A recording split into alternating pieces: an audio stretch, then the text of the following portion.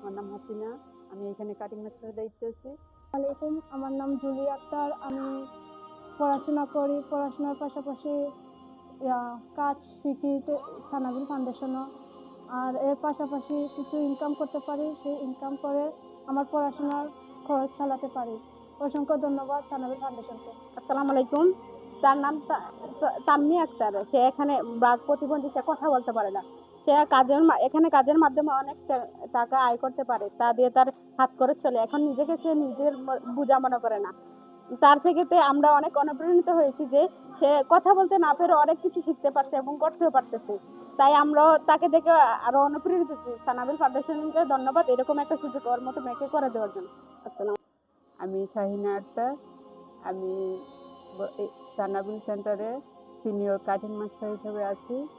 অনেক মেয়েরাই এখানে সেলাই শিখে বা কাটিং শিখে তারাও কিছু ইনকাম করতে পারে। আর মোটামুটি আমিও বেতন হিসাবে আছি, তা আমার সংসারও মোটামুটি ভালো চলে। ওই হিসাবে আমি মনে করি সানাবিল সেন্টার আমার কাছ থেকে একটা ধন্যবাদ পাওনা। আমি সানাবিল সেন্টারে ধন্যবাদ জানাই। আসসালামু আলাইকুম। আমি একজন সানাবিল সেন্টারের কর্মী। আমি প্রথমে এখানে কাজ শিখছি, তারপর এখন কাজ করতেছি। এই কাজ করে যা ইনকাম হয় মাসিক, তাই দিয়ে আমার সংসার চলে। আসসালামু আলাইকুম, আমি সানাবিল সেন্টারে কাজ শিখি এবং আমার পড়ালেখা বন্ধের কারণে আমি এখানে কাজ শিখি, আমার হাত খরচ চালাই। তাই জন্য সানাবিল সেন্টারকে অসংখ্য ধন্যবাদ।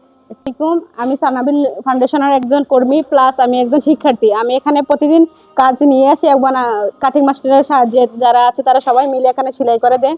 প্লাস আমি কাজ বাসার থেকেও নিয়ে আসি, এই কাজের মাধ্যমে আমাকেও পার্সেন্টেজ দেওয়া হয়। এখান থেকে আমি যা পাই তা দিয়ে আমার মাসের হাত খরচ চলে। আর সানাবিল ফাউন্ডেশনকে ধন্যবাদ এরকম একটি সুযোগ করে দেওয়ার জন্য।